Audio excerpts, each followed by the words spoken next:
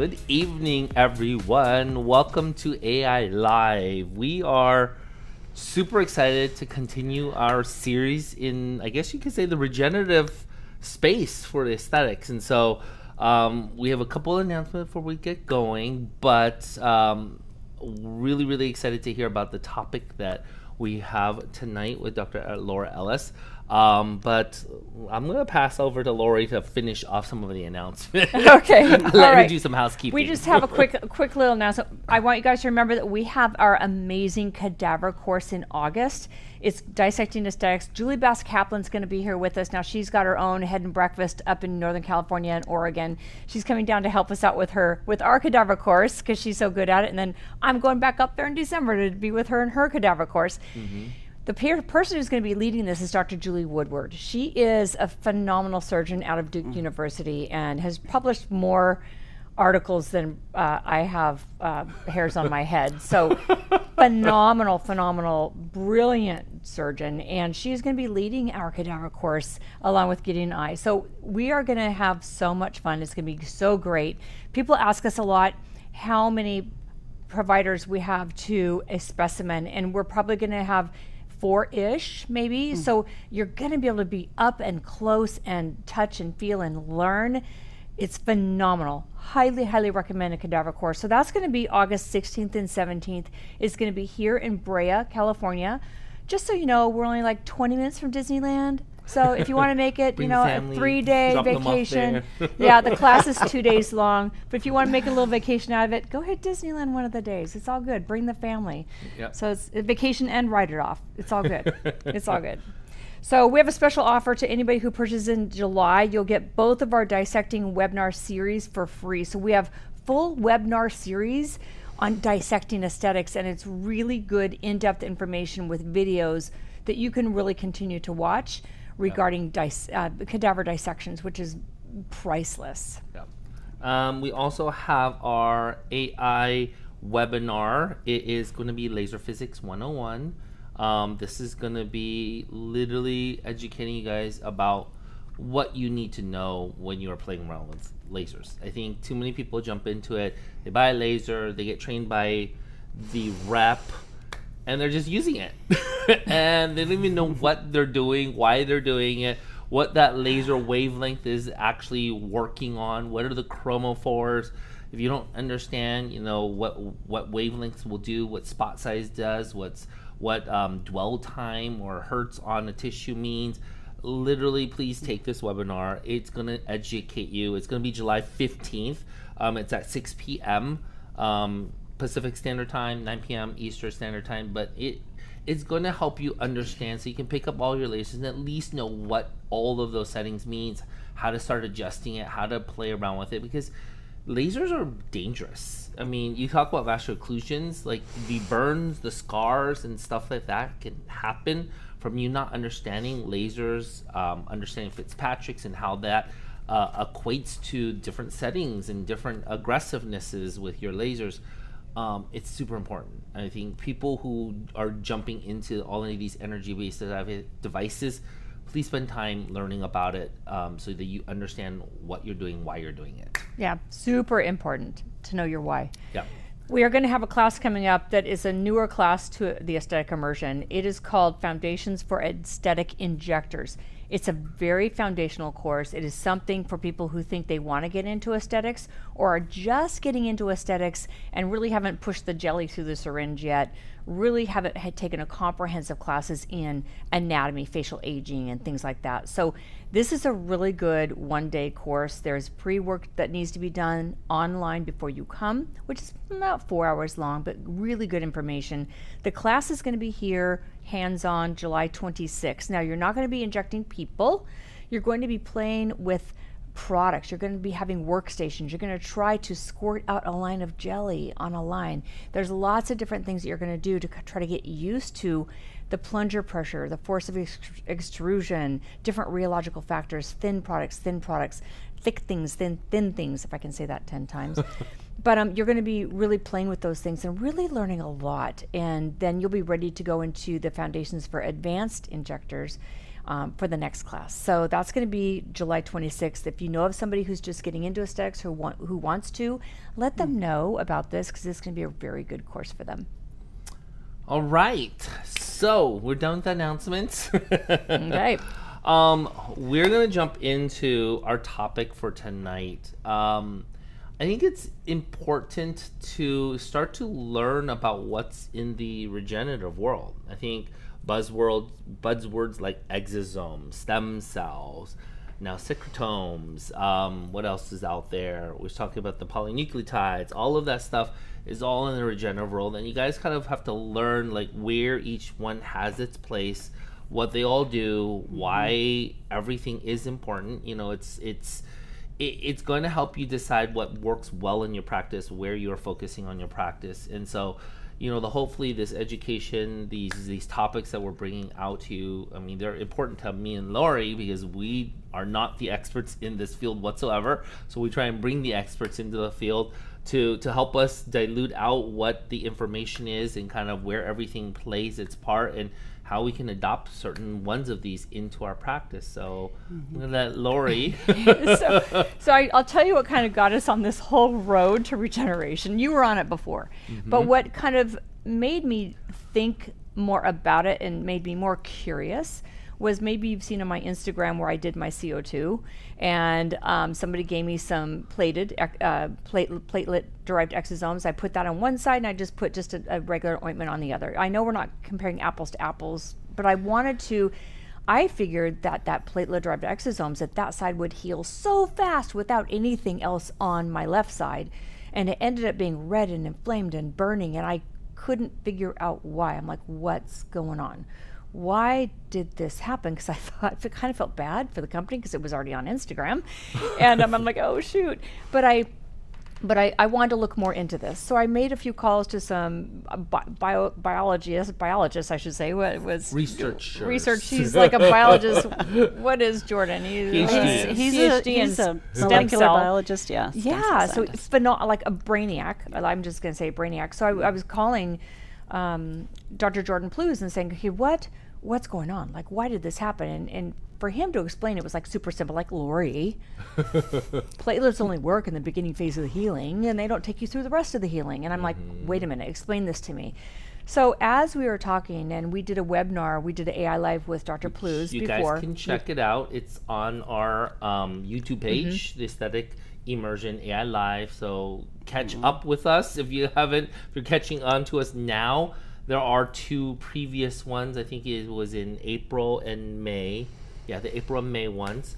One was on the exosomes, and I loved that one, talking to Dr. Plews, because he really went through the 4 stages of wound healing, which I don't think anybody actually really out there understands and really has delved into it, because we look at this, the science of it, but actually when he described it, I was like, wow, we should have actually been taught all of this stuff on how all of these cells migrate in there, because we are damaging and forcing all of these changes into the skin and not actually understanding what that process is. So that was really, really cool. And then to bring in the next topic, which what would we talk about? We did PDGF, we did plated, PDGF was the next one, and to really just understand where that fits in, how that fits into the role of it. And now we're going to bring in secretomes to really understand and kind of hopefully complete the picture a little bit more. I think we still need to know the stem cell aspect of it, so we should bring in the stem cell expert just for kicks and giggles. But, you know, I think it's important. This world is so confusing, especially in the regenerative world, because I have played in it for probably 10 years, and I still am very, very, very novice. But I started off doing, you know, the whole... you remember that? I sucked the fat out. I actually did the whole re-injecting, broke it down and did actually the actual stem cell injections IV back into myself. Which actually did totally work. I mean, I healed up from a bicep tendon repair within 3 months.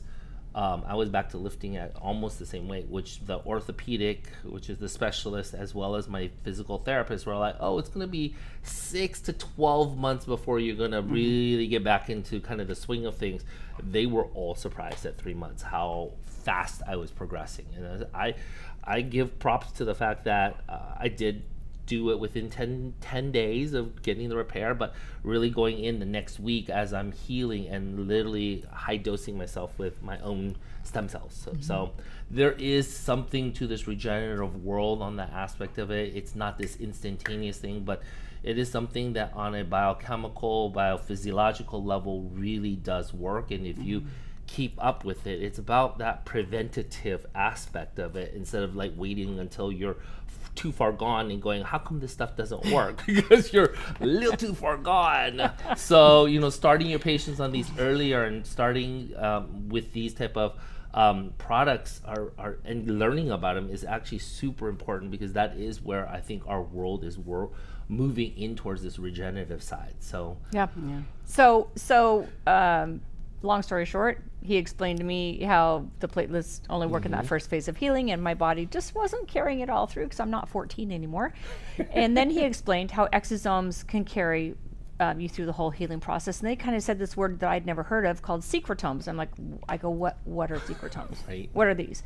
And then when he started, we're just going, what we're doing is, if you're using PRP and platelet-derived things, especially PRP, PRF, PRFM, all that stuff, it's 15 years ago. That's research from 15 years ago. Then we've come so far in research to exosomes, and now we're getting to secretomes, an entirely different cellular process with a lot more benefit to it. And the more I've learned about secretomes, I am on the secretome bandwagon 1000%, because I understand the science behind it and totally believe in the science. So I think as providers, we need to keep doing our research, keep curious, and keep trying to learn more about what's going on. Because if you're using exosomes and you don't know exactly where they are coming from, the source, which a lot of people don't understand, that's something that's really important too. So know your source. Like begets like. And what we want is, if we're gonna encourage skin regeneration, we want something that comes from skin cells. It makes sense. So I'm going to throw this over to Dr. Laura Ellis, another brilliant mind that I would just love to keep picking. Laura, I want you to tell everybody, start with your background first. You have a great, wonderful, you have years in a background. Your background first, and then kind of bring us into the product and how you came into this. Well, I'm general surgery trained, and prior to going to medical school, I worked as a guest scientist at the CDC in the epidemiology department in molecular biology, and then also in the private sector with Becton Dickinson, developing immune assays, and from there I went to medical school. And my greatest interests in medical school are nutrition and reconstruction, and certainly I kept that molecular biology curiosity with me.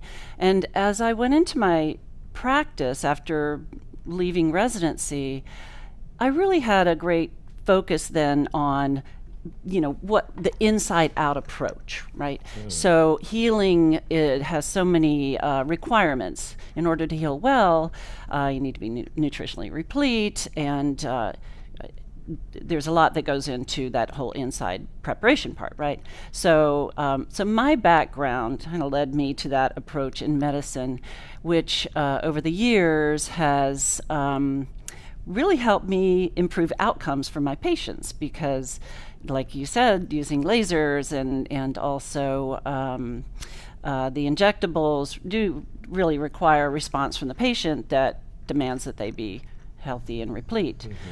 So that's my approach, and that's where I came from. But Lori and I have a few other things in common. Yeah, we do. Fun stuff. Unrelated to the topic of the night. Right? We both have a history of racing, motorsports, and little TV. So anyway, so that's who I am. That's where I come from. Amazing, awesome. So tell us how you got into this whole world of secretomes. Oh, that's another story, right? So 8 years ago, I was introduced to a research scientist in the stem cell research area, and this particular stem cell scientist has worked with a set of pluripotent human stem cells. We were talking about like and like, right? And source. And what he's done with these stem cells is turn them into, or the other term is differentiate them into certain cell populations that then are organ specific. So regenerative medicine is being used to treat, it's the path we're taking now in medicine to treat all kinds of conditions, cancers, traumas, medical conditions. So I was introduced to this research scientist. His name is Dr. Hans Kiersted at iVita Biomedical. And he told me that he had produced a skin progenitor cell population from this set of stem cells that he works with. And that made me think, oh, okay, well, with that, you can get all those signals, all those exosomes and other factors that are specific to skin. And that's exactly what he's done. So that population of cells that he has created is from a single source a long time ago, right? It's a healthy source that we know exactly what's in the secretome. We know what the DNA of the cells are. We know there are no pathogens in there. So the safety factor is pretty significant. And so anyway, that was 8 years ago. You know, this isn't a new concept, right? And the word secretome isn't a new word. That's a word that's existed who knows how long, for as long as stem cells have existed, right? So, but we're just hearing it because we're talking about how to use them in our industry now, or in medicine in general. And so that's why it seems new to us, but it's not. The term exosome was kind of new to us a few years ago, right? So now everybody's heard that term. So you'll start hearing secretome a lot too, or secretome is the other pronunciation for it. Okay. Well, let's jump into your presentation. She has a couple of slides to go over with us on this amazing product in the secretome world and what makes it stand out. Right. So here we are talking about secretomes. We're going to demystify it and why, as we talked about earlier, the source of that secretome matters. And so I'll move into the next slide here.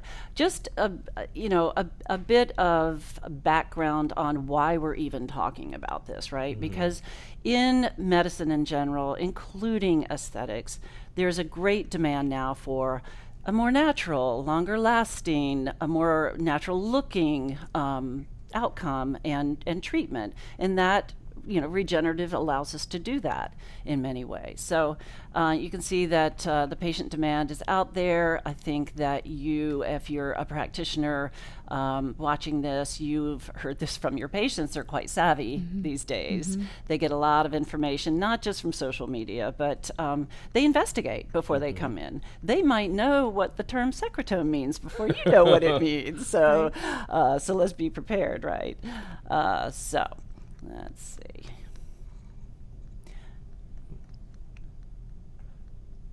Okay, so the history of regenerative aesthetics allows you to, I think, better understand the regenerative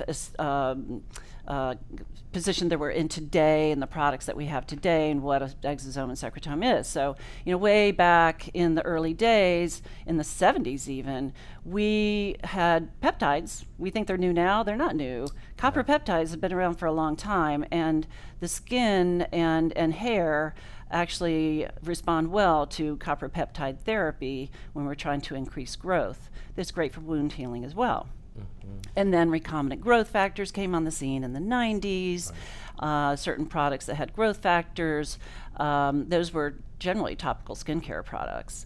And we started using autologous fibroblast products, and we all know what that was. That was the original regenerative, right? The original regenerative topical, the TNS serum, which was a great product in the day, and it's still around, and it's still a good product.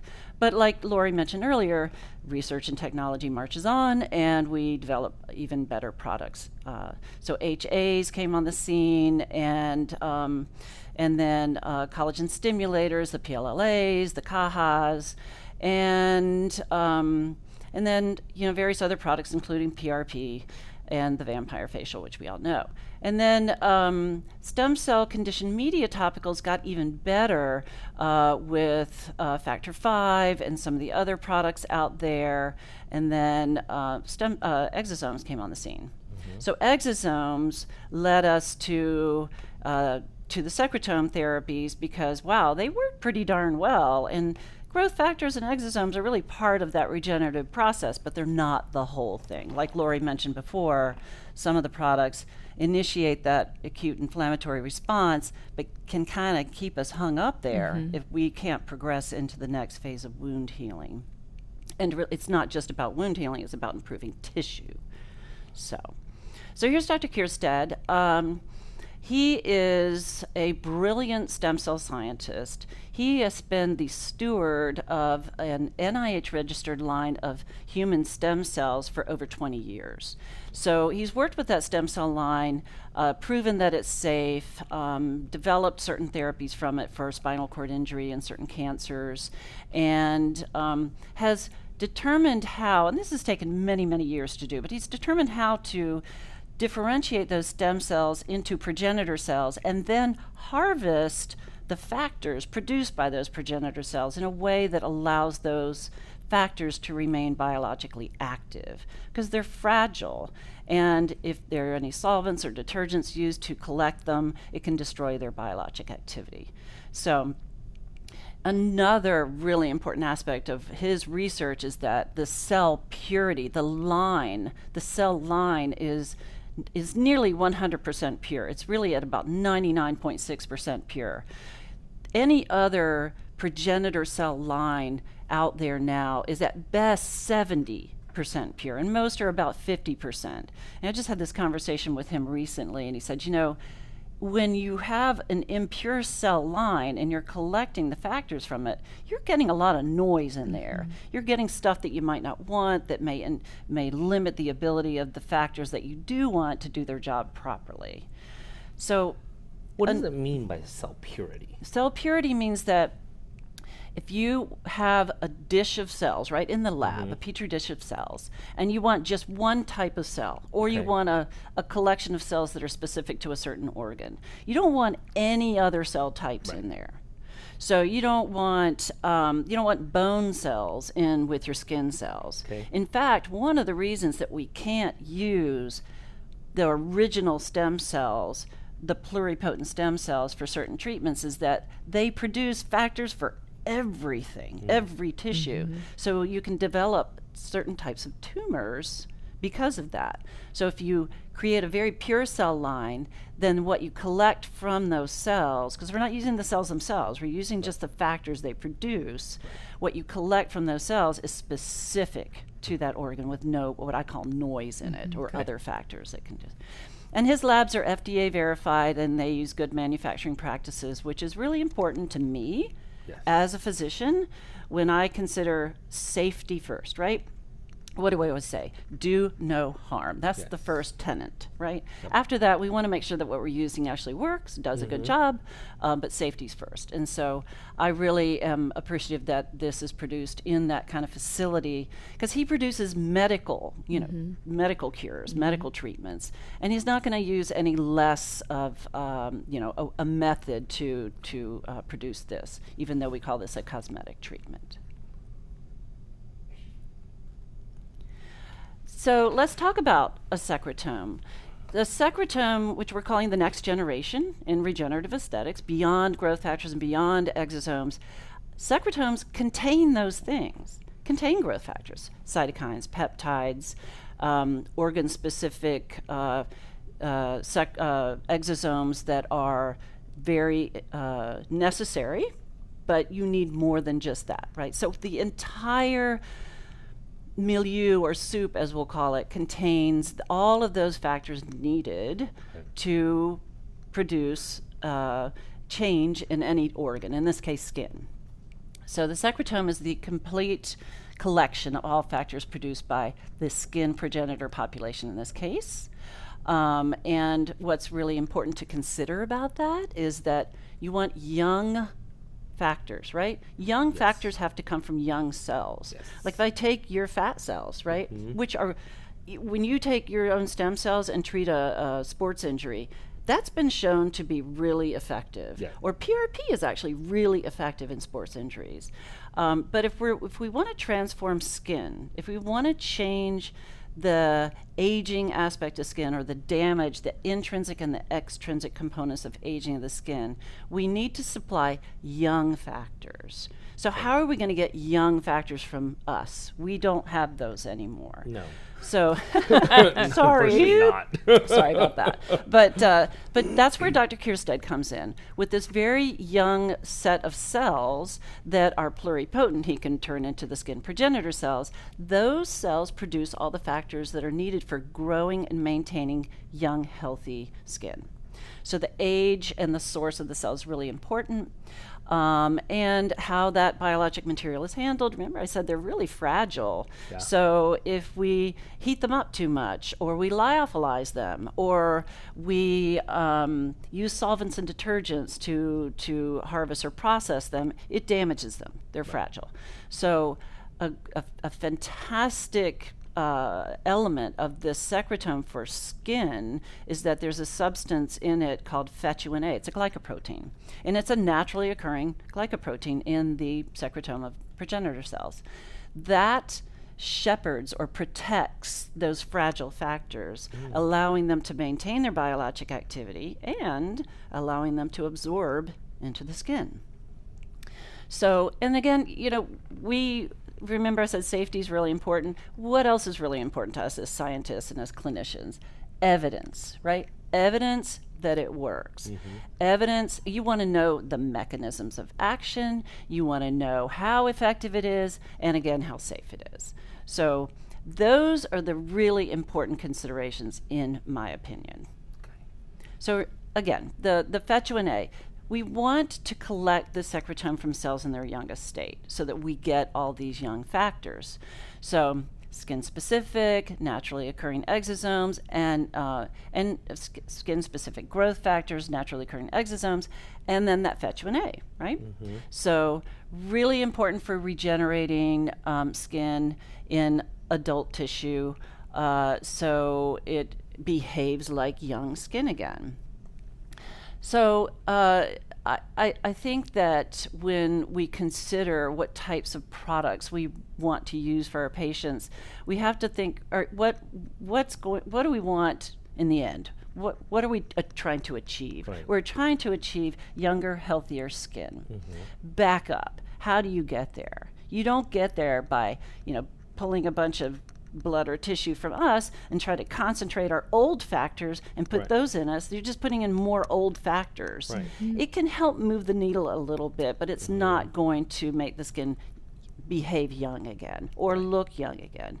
So there's really no other cell source out there. Kind of like when you really want to feel young, you hang out with the young people. There you go. Not the old people.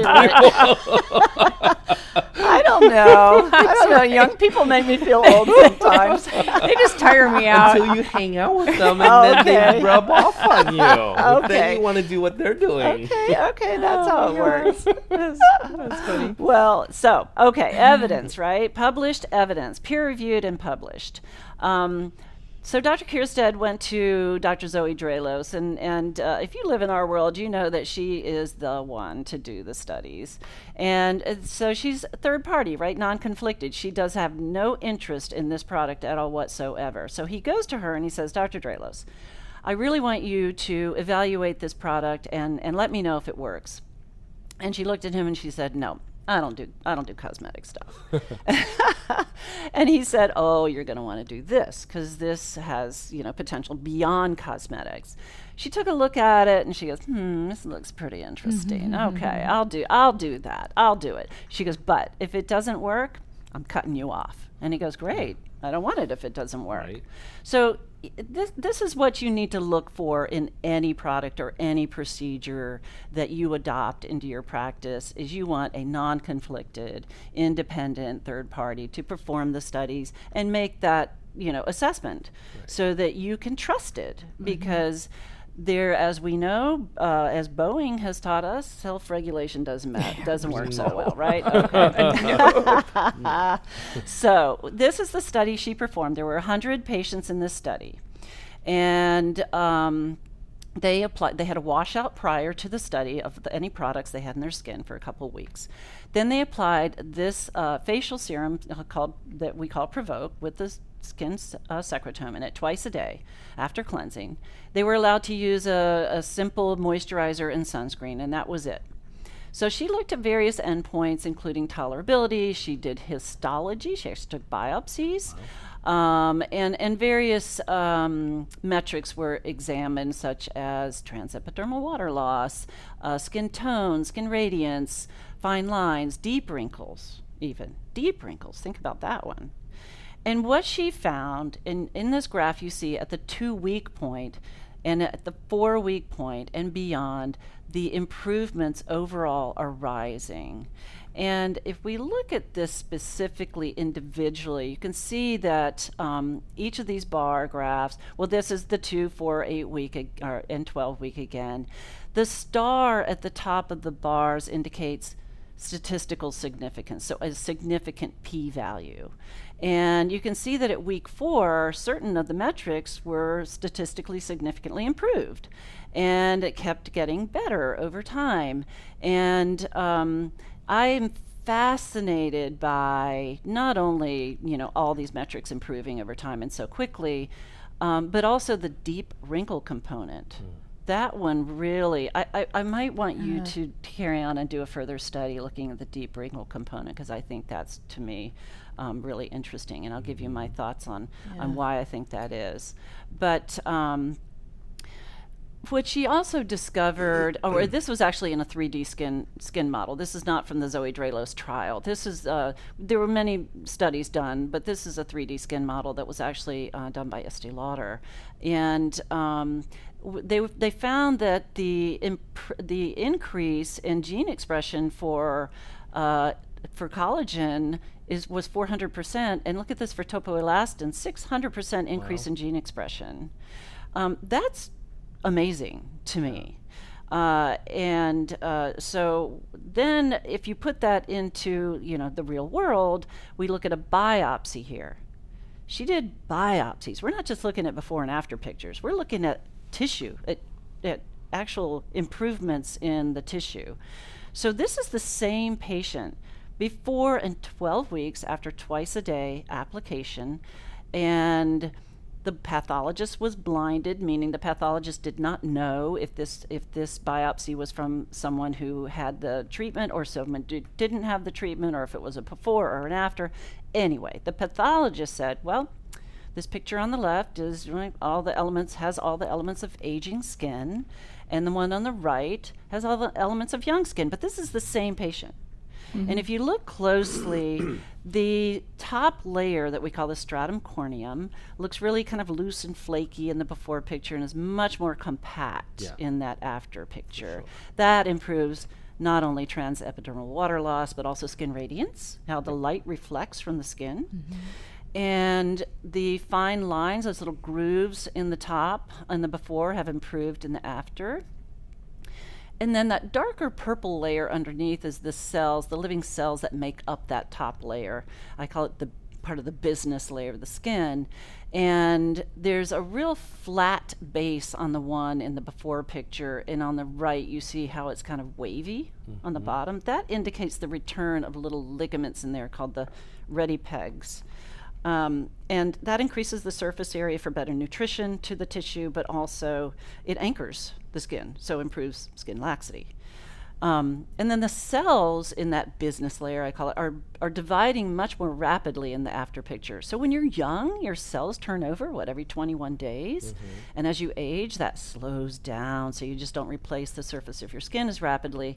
Well, guess what? After 12 weeks of using, boom, you're back to your, looks like your 21-day cycle. And then the deeper tissue there is much more dense in the after picture. It's pinker and more dense, indicating the extracellular matrix has improved, and that's likely the collagen, the tropoelastin, vascularity, other components. I love this because you rarely see histology in the cosmetic world. For sure. Right? Yes. You definitely don't. Yes. So because they don't have to do it. That's why. Well, So it's not required, but No. remember, in Dr. Kiersted's labs, they create medical treatments, and they're not going to treat this any different.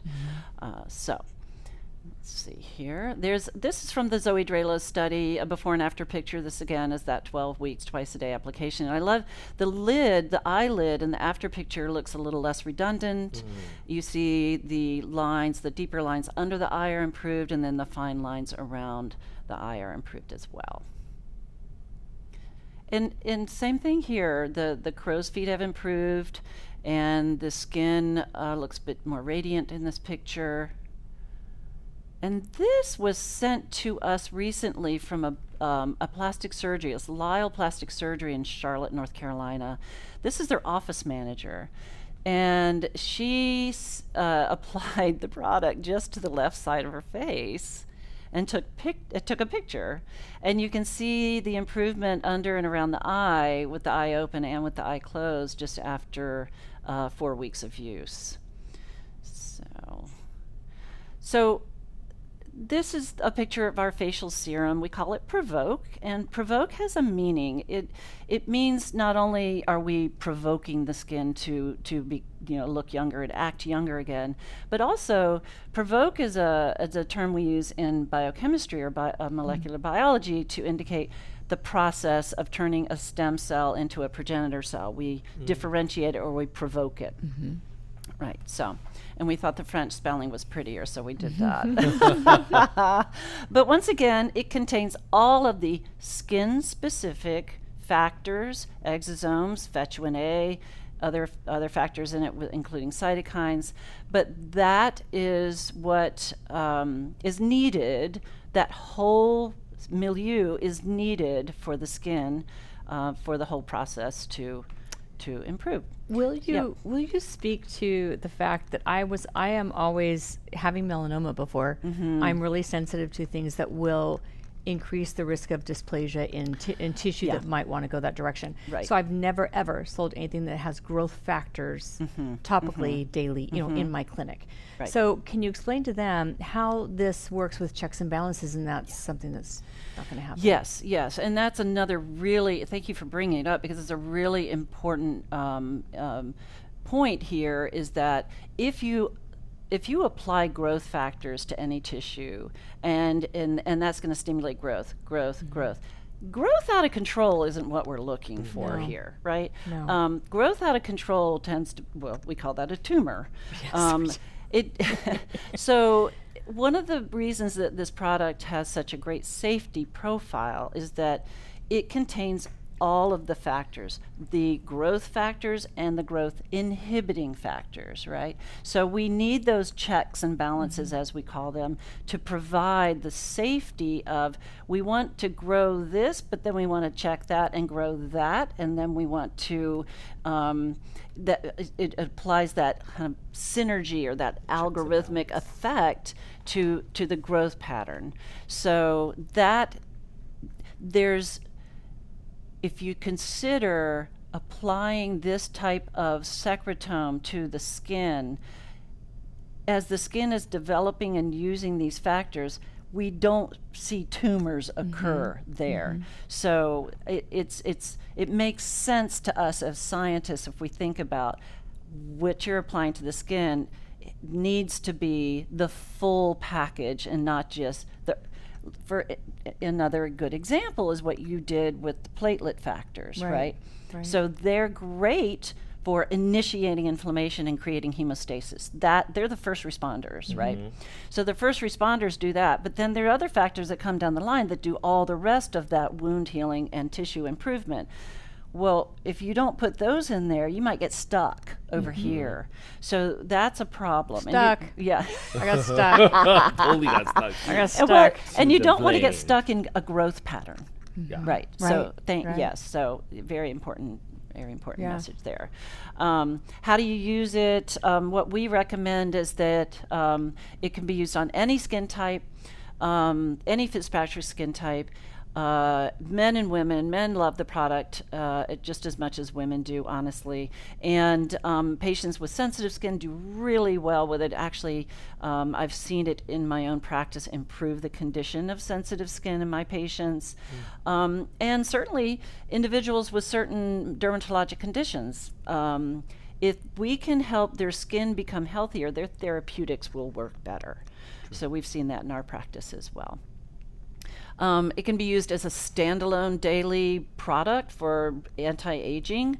I use it in patients to prep them prior to procedures, because imagine if you do, say, a laser resurfacing and you're creating some injury, what you're doing there is trying to stimulate an acute inflammatory response and kind of jumpstart their stem cells into action. And that works great in especially younger people. But as you get older, it doesn't work so well. So you really need to prep their skin prior to get them to a healthy state so they respond better. And then as a post-procedure treatment as well. So, and then I use it along with injectables, certainly, laser treatments, any energy-based treatments, surgical treatments. And so when I did this in my own practice and many other practices across the country, we tested in the beta testing phase. There were over 100 practices. We saw significant improvement in the elasticity and radiance of the skin. Whether or not we used energy-based treatments, reduction in fine lines, improvement in transepidermal water loss was reduced, so better moisture in the skin. And we've had experience with patients' skin tone improving significantly, brown spots and red areas, and scars. So the scar application has been amazing in my own practice. When you think about it, if that fetuin A is in there and that helps prevent scar formation, we can reduce the appearance of scars after surgical procedures, or even older scars that have been in existence for some time improve. So I'm going to throw a couple personal things into here. I had like I guess like it was a Mohs surgeon, but I had a little thing removed here, which was nothing, but I had a scar. So the minute the day I came home, I put my Provoke on top of it, and on my Instagram you'll see that a week later I could hardly see. It's pink around it because you got new granulation tissue going in there, but if you look at the line on there, you can't really see it very much at all. So I was impressed with that. Then what I did, I burned my hand on my air fryer, and 400 degrees, I had this burn, and I thought, I think I'll go get my Provoke. So I went upstairs, grabbed my Provoke, just put a little bit on there, put a Band-Aid on it, kind of forgot about it. The next day, I went to peel the Band-Aid off thinking I'm going to peel a blister off with it, and there was nothing, like no blister. It was a little pink, nothing. It healed so fast, I was astounded. So this is just a couple little personal things that, like, keep it around the house. Just keep it around the house. It truly is great for that as well. It's interesting when it was being developed in the labs, the fellows at the bench said, "Gosh, this stuff is so good. Let's just," before they really determined that they should bottle it, they said, "Well, but before we throw this out," because they didn't need the media, right? They started putting it on their wounds, their skin, their bug bites, and their scalps, and they're like, "Wow, this stuff works really well." So that's kind of how it first came about. Isn't that interesting? It's a little serendipitous. But yeah, and scars like that, Lori, that are horizontal, they tend to lengthen or widen, right? They widen hypertrophic because of the stretch. Yes. And so you want them to heal as quickly as possible and with as little trauma as possible. And what I'm thinking is it helps the tissue regenerate in a more natural way rather than a more fibrous, non-mobile way that becomes hypertrophic. So that's one reason. Am I right? That's what I'm thinking. Yes. Okay. Yeah. Yeah. So even though we do not promote this as a scar treatment necessarily, because that's not how we're putting it out there. But just a when personal. when you think about it, it makes perfect sense. So, so how do you use it? Use it after cleansing twice a day. You can exfoliate, you can use antioxidants, you can put makeup on, you can put moisturizers on if you want to. You certainly should put your sunscreen on. Hint, hint. Yeah, you. So but it's really cool because it's a gel, and I'm going to show it to you real quick. The gel is in a little pump, and it's real tiny amount here from one pump, but it goes a long way. That one pump, I put it eyes, eyelids, eyelashes, lips, and then pull it down onto the neck, and then spread it out peripherally, and then put the rest of it on the backs of my hands. So, so anyway, that's the. Yeah, I'm loving it. It's fresh. It feels good. It doesn't have a fragrance. It feels clean. It dries without feeling tight and sticky. And so another reason. And two, this product doesn't have illuminators. It doesn't have hydrators. It doesn't have. There's not. It is just strictly your Secretome component that goes on the skin. It soaks in very, very nicely, and all your makeup, everything, whatever, just sunblock goes on great on top of it. So this isn't something that's going to mask or fake a look of. It's going to hide, not going to hide a wrinkle because of reflection. It's not going to do that. So the results that we see are the results that we see in the science. You. That's you. That's your tissue, your skin. So, so it's like Lori said, no lighteners or brighteners. It's just you. So that's how we use it. And in the pipeline, I know, this is fun. There's a sterile post-procedure product coming out at the end of this year. It's one that I have used for many years in my practice, but we're commercializing it now. It is the active ingredient in the facial serum without the carriers, and I use it after energy-based treatments, after surgical treatments, and after simple microneedling. And then really fun, the hair serum's coming out at the beginning of next year. Oh, so nice. So a hair secretome is different from a skin secretome. It's got everything that skin secretome has in it, but in addition, it has very specific hair follicle stimulating factors that can only be found in the cell membrane of the progenitor cells. So when we collect the regular secretome, they stay behind. So how do we get those? This is another brilliant discovery by Dr. Kiersted in his labs, is that there's a particular method, a biochemical method of cleaving those factors from the cell membrane carefully to maintain their biologic activity, and then they're protected with something called a cosmotropic trap, which is something in molecular biology that we do to protect fragile proteins. And so SOX9, Wnt, noggin, all of the specific factors for hair follicle stimulation are included in that secretome, and that's what we have in the hair serum. Wow. And again, proven to be effective, proven to be safe, third-party studies, so we're real excited about putting that out there. When's that coming out? Beginning of next year. Yeah. I can't wait. So, I mean, just like with skin, it's great for people who already have great hair and want to keep great hair, people who have thinning hair, or have lost their hair. As long as there's a follicle, it can be stimulated to produce the hair. Wow. We'll definitely bring you back in when those come out. Exactly. So I love it. So there you go. We're looking at the future of regenerative aesthetics. It's here. It's here now. We're living in the future now. Yeah. And how lucky are we? So so thank you for allowing me to tell you about this. Lori's own experience and yours too as well has been, I think, a positive one. We've gotten great feedback from practices who have brought our product in, and we've only been out there like 3 months now. I tell you, it's like you probably see my orders keep coming in. I can't keep it. I order 12 at a time, and I can't keep it on my shelves.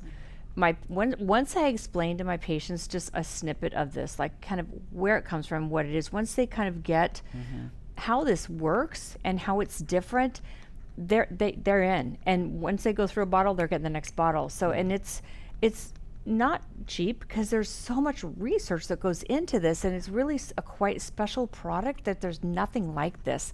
And the patients understand this, but it takes the effort of us as a provider to understand it and try to kind of explain it lightly to the patients so they kind of understand how special this is. And we can't keep it on our shelves. My office manager was like, do you know we only have 2 left? I'm like, well, then order more.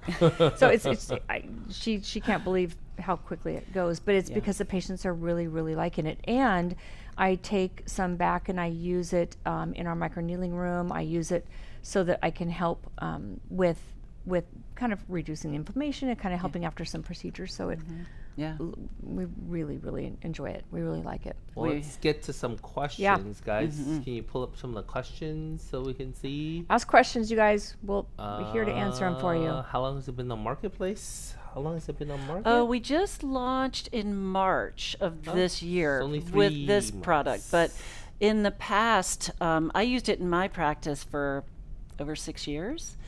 During the commercial and clinical testing phases. So, like I said, it's not new technology, but it takes years to get to the point where you can bring it out into the marketplace and safely and effectively and prove that it's safe and effective, right? So, but 3 months it's been out. Awesome. 3 months, okay.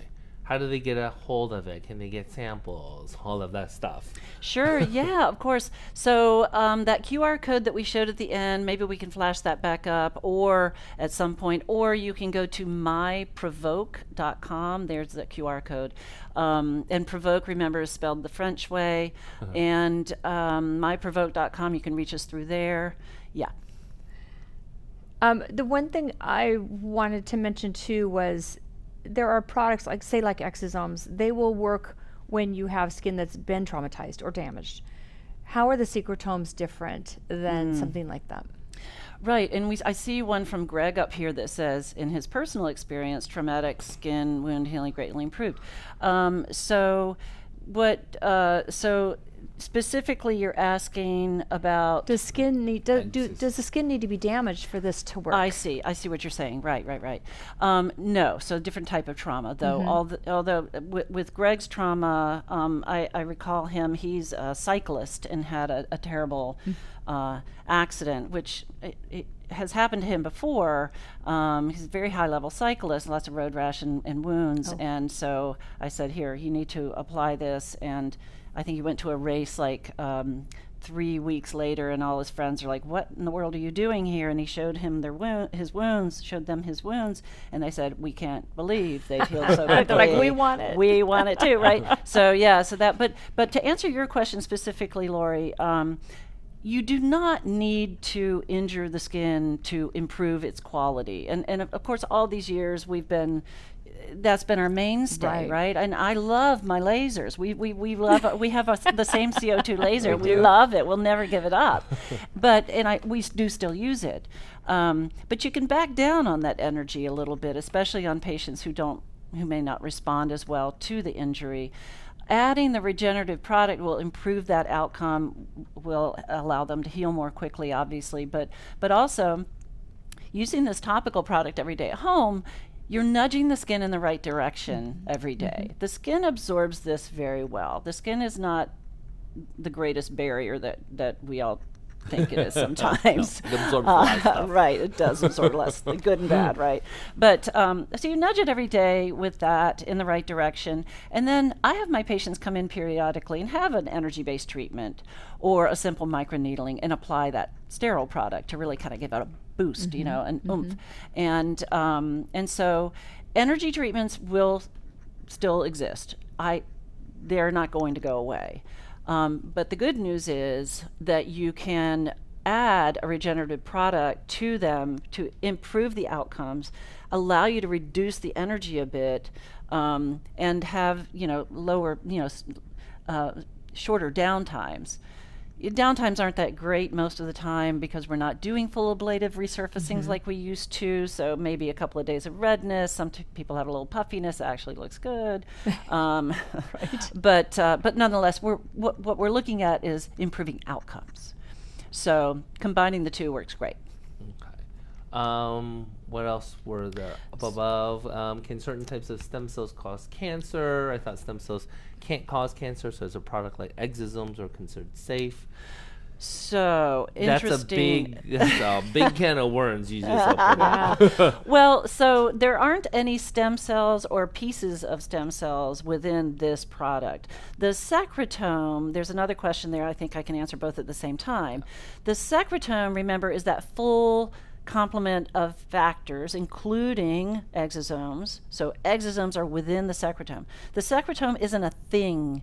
It's just a noun to call a collection of things, right? So if you go back into it, if you think your bigger pluripotent stem cells have differentiated in a sense to become the stem cell for the skin, and they're producing these vesicles and their milieu of stuff that's being collected, and within that milieu are exosomes, but there's also the everything else, the growth factors, the cytokines, all of that, and that's what that secretome is, all of the stuff that is secreted out of the stem cell that has already somewhat differentiated, versus umbilical cord is more of that parent, which if you're really in the stem cell world is like the truly undifferentiated that can go and become something else. Well, so the pluripotent stem cells are not used directly for in any patient for anything because of that potential for tuberogenicity, right? So we create those progenitor cell populations, and then we collect from them the factors that contain the exosomes in addition to everything else. So the risk of tumors forming from that is nil. Yeah. So it's very safe. And remember, it's not the number of factors in the collection, right? It's how they're related to each other, the concentrations related to each other, and the ratio to each other. So it's not about billions and trillions, it's about the right number in the right concentration and the right relationship. And that is naturally produced by that population. So we don't have to concentrate it, right? Yes, exactly. So. Okay. Somebody asked the difference between plated, this and plated. We did discuss that a little bit earlier, and the platelet-derived exosomes are very limited in their ability to. It's not going to take you through the entire healing process. Right. They'll start in the first phase. And similar with the Wharton's jelly, it's that, yes, Wharton's jelly is age 0, and we love that, right? That's, to me, the closest thing to what we have but you're still collecting the mesenchymal cells from that Wharton's jelly. Yes. And you're getting the factors, the exosomes primarily from them. It's not a skin progenitor secretome. Right. So that's the important difference. Age, cell source, and how it's collected to maintain its activity. Good stuff. Yeah, and remember, lyophilization kills exosomes. Lyophilization kills exosomes. Well, so here's what's interesting is I used to use exosomes from a company that it was lyophilized. Then you had another container that had a thick diluent in it. And that diluent had growth factors, it had hyaluronic acid. And then after a while I was thinking, okay, what's working, right? So, yeah, I think we all have to keep your critical thinking hats on, you guys, and really kind of question things and look, and don't just take everything from every salesperson that comes along, and kind of really look at it and learn. I think having things like this with you, it's phenomenal because we get to learn so much about just more in depth regarding a lot of these. It's still confusing, I'm sure. Well, you know what I'll call it? I'll call it complex. It's very and it complex. is complex, but we are complex. True. And so understanding it is really important. And the reason I'm here talking to you about this and not in my office taking care of patients is because I feel so strongly about this. I didn't develop this product. I discovered it. And I felt so strongly about it when I first discovered it and then experienced it in my own practice that I decided to commercialize it. I'm like, I need to share this with my colleagues. So when we talk about, get your information from the experts, not necessarily just the sales reps. Yes. Well, I'm sort of an expert because I've learned all this over these years, but I'm also with the company, right? Right. So I use a lot of outside experts to help me learn and understand the technology, and it has been absolutely phenomenally enlightening in my career to learn all this and to see what it's done for my patients. So I present this as a colleague more than, I'm not, the ivory tower CEO who's never been in the lab or never injected a patient or when she's or not lasered racing their her face motorcycle. Well, yeah, there's that. She's a cool doctor. I know, definitely, for sure. This is awesome. Now, this is so interesting. I mean, this world keeps getting bigger and bigger and bigger, and this just shows you the more we get into it, the least, the more little we actually really know about what we really know about the human and body. That's medicine. That's medicine. It is. So guys, be open-minded, keep learning, keep researching. It's not to say that this is going to be the end all. Hopefully they'll continue that researching process, and then really opening up new avenues and coming up with new products and new things, because it you open one door to actually lead into much more other doors that you may go, oh wow, and you end up finding things, but what this is essentially, it's an interesting thing. If you really delve into secretomes, they do contain the exosomes. So this is the hard part, is people have learned about exosomes and stem cells and exosomes, and they've kind of delineated in very simple form. Secretomes is kind of in between, but it's it's actually everything that the stem cell or progenitor cell in this case will produce. And so with that is not just the exosome, it's the exosome plus all the other things that she talks about, in the sense of that balance. It's kind of like hormones. You can't just give estrogen. You have to give estrogen, progesterone, testosterone, DHEA, thyroid, all of that balance it, because you throw one off, there could be some things later on down the road that you don't realize throw the whole mechanism off. Like in the beginning, everything looks hunky-dory. This is why I'm not a big fan of completely just the pellet therapy. I think people, it's like cop out when you do pellet therapy. It's not really understanding the whole milieu of the hormones. And so this secretomes is really bringing that back into the balance of everything. One thing I think we didn't hit on as much as I wanted to was for Chew and A, and just really quickly, it's something that in utero babies have, and we don't have the same for Chew and A after we come out of our mommies, and that prevents that scarring from occurring. If we do surgery on a baby in utero, they don't come out with a scar. Their collagen realigns. They don't have scar tissue that forms, and we don't have that. But to have a product that has that in it is nuts, you guys. That's what I thought was so different and so brilliant with this product, that we have something that we haven't had since we were in our mommy's tummy, and we have something that can really be regenerative and safe, and that's huge. Yeah, that's exactly right. Yeah. Thank you for joining us, you guys. We love conversations. Thank you for your questions. So appreciate it. This will be up and edited on YouTube in a little while, in a week or so. All right. We will see you guys next time. next month on AI Live. Bye, guys. Bye, guys.